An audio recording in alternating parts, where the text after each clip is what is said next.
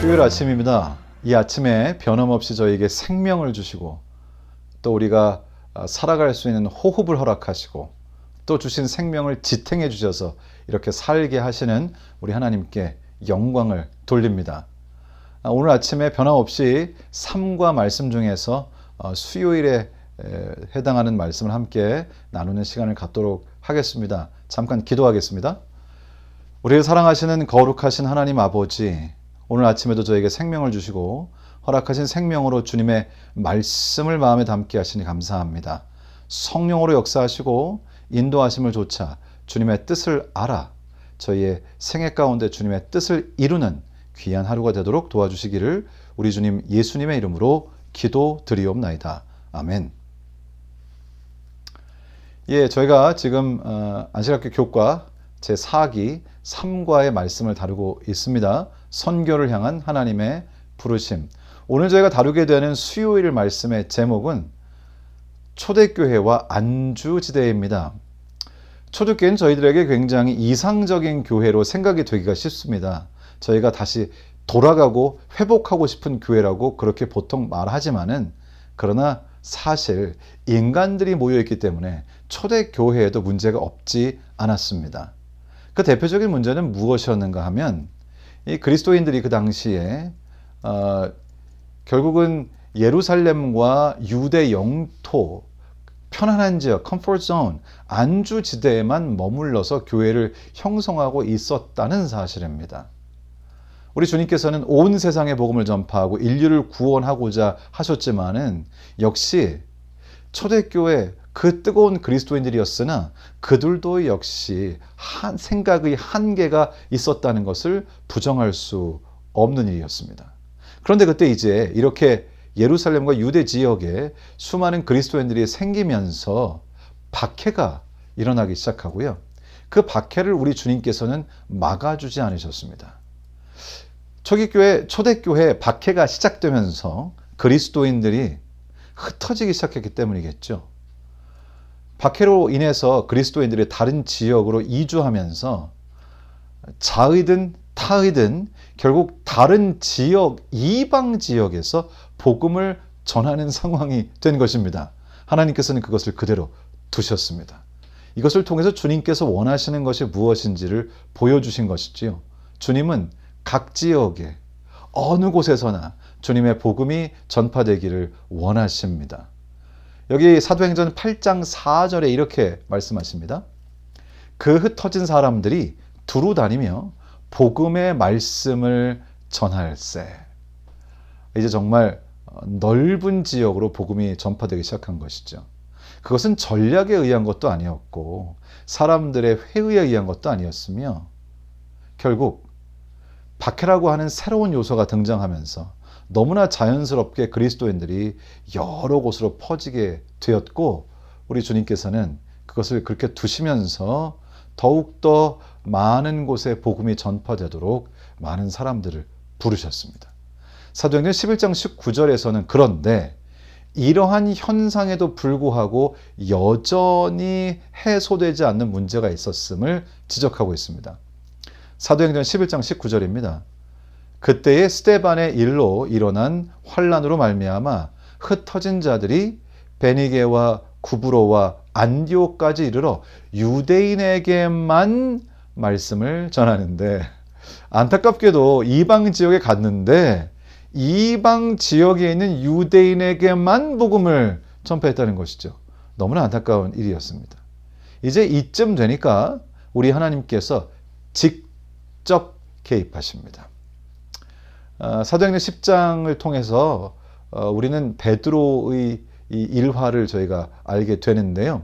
베드로가 이렇게 졸고 자고 있는 때에 하나님께서 베드로에게 한 장면을 보여주셨는데, 먹지 못하는, 그동안 먹지 않았던 그 부정한 짐승들을 보자기로 이렇게 보여주신 다음에 하나님께서는 베드로에게 그것을 먹으라고 말씀하셨죠.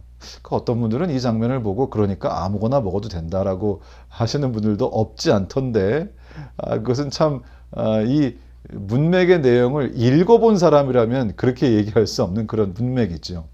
우리 주님께서는 베드로에게 이렇게 부정한 짐승들을 보여주신 후에 먹으라고 하시면서 이것이 상징적으로 그 당시에 부정하게 여겨지던 이방인들도 받아들이라고 하는 의미를 가진다는 것을 베드로에게 깨닫게 하셨고요.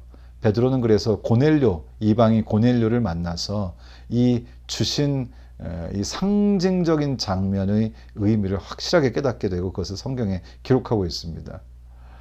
우리 주님께서는 직접 개입하셔서 예수님의 수제자였던 베드로가 이방인들에 관한 선입견을 깨고 그리고 이방인들에게 복음을 전하는 일에 관하여 적극적이 될 수 있도록 우리 주님께서 그렇게 인도해 주셨습니다. 우리 주님은 베드로로 하여금 이 안주지대, 자신의 컴포트 존에서 나오도록 하셨습니다. 안교교과에 이렇게 기록하고 있습니다. 초기에 베드로는 이방인들과 함께 있는 모습을 보이는 것조차 꺼려했다. 그러나 하나님께서는 베드로를 자신의 안주지대에서 나오게 하셨고 그의 마음을 바꾸셨다. 그는 복음 전파의 사명이 실제로 무엇을 수반하는지, 예수님의 죽음이 온 세상을 위해 무엇을 이루시는 것인지 배우기 시작했다. 우리 주님께서는 베드로가 자신의 안주지대, 컴포트 존, 자신의 생각의 한계에서부터 나올 수 있는 기회를 제공하십니다. 사실 저희들도 살다 보면 그런 기회가 생길 때가 있습니다. 꼭 무슨 꿈이나 이상으로가 아니라고 하더라도 우리가 살면서 새로운 사람들을 만나고 그 전에 선입관이 있던 부류의 사람들과 만나면서 내가 생각했던 것과 다르구나. 내가 많은 선입견을 가지고 있구나. 라고 하는 것을 깨닫게 되기도 하죠. 우리 주님께서는 때때로 우리의 삶에 이러한 선입관을 깨고 우리의 복음을 널리 누구에게나 전파하는, 누구와도 나누고 모든 사람을 소중하게 여기며 하나님께서 해와 비를 의인과 악인에게 똑같이 내리시는 것처럼 우리들도 모든 사람들을 구원하기 위하여 애쓰는 그러한 자리에 올 수 있도록 주님께서 우리를 도우십니다. 우리는 오늘 이 베드로의 이야기를 통해서 우리 주님께서 원하시는 것이 무엇인지를 깨닫게 됩니다. 자신의 편안한 곳에서부터 나오라는 것이죠. 오늘 소지의 제목처럼 초대교회와 안주지대, 초대교회 당시에 그리스도인들은 안타깝게도 안주지대에서 처음에 나오지 못했습니다. 그러나 주님의 인도하심을 의심 없이 따랐던 베드로를 통해서 초대교회가 올바른 방향으로 갈 수 있도록 그렇게 주님께서 인도하셨습니다. 주님은 오늘도 하나님의 뜻을 좇아 안주지대에서 나와 사람들을 올바른 길로 함께 인도할 수 있는 사람들을 찾고 계십니다. 여러분 개인의 안주지대, 컴포트 존은 어디인가요? 여러분이 지금 나오고 있지 못한 여러분 스스로 만들어 놓은 그런 한계가 되는 곳은 그런 여러분의 컴포트 존은 무엇인가요? 여러분이 지금 깨지 못하는 선입견은 무엇일까요?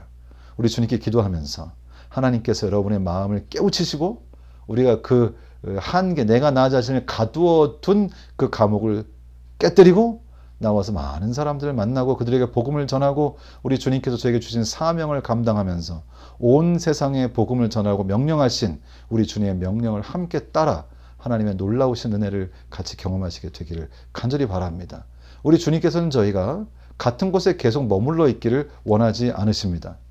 하나님께서는 우리가 안주지대를 나와서 자라나기를 원하십니다. 오늘 여러분 평소에 하지 않던 어떤 일 한 가지를 해보시면 어떨까요? 자라난다는 건 뭘까요? 성장한다는 건 뭘까요? 그 전에 하지 않던 어떤 일을 할 수 있게 되는 거죠. 어린 시절에 하지 못하던 것들을 어른이 돼서 하는 것처럼 저희가 이 안주지대를 나와서 제가 늘상 하던 너무나 반복적인 일상적인 우리의 신앙의 패턴에서부터 벗어나서 성장하고 새로운 것을 경험하고 그리고 안 해본 것들을 통하여 사람의 영적인 생명을 구하는 그런 일을 우리가 해보면 어떨까요? 우리 하나님께서 오늘도 저에게 축복하셔서 오늘 한번 우리 자신에게 도전을 던져서 우리의 안주지대에서 나와보는 그런 경험을 해보시기를 우리 주님 예수님의 이름으로 축원합니다. 기도하고 이제 개인적으로 기도하시는 시간을 갖도록 하겠습니다. 우리를 사랑하시는 거룩하신 하나님, 오늘 초대교회와 베드로의 이야기를 통해서 주님께서는 우리가 있던 곳에서부터 나오고 가지고 있던 선입견을 깨고 그리고 정말 온 세상에 복음을 전하고자 하는 우리 주님의 열망을 저희가 이루기를 원하신다는 사실을 또 배웁니다. 사람마다 다 자신의 안주지대가 다를 것입니다. 혹시 나는 어딘가 그저 주저앉아 거기서 나오지 못하는 감정적, 영적, 선교적 그러한 안주지대는 없는지 우리 자신을 돌아보게 하시고 그래서 우리 주님께서 원하시는 뜻을 우리의 삶을 이루는 기쁨을 누리도록 도와주시기를 우리를 사랑하시는 예수님의 이름으로 기도드리옵나이다. 아멘.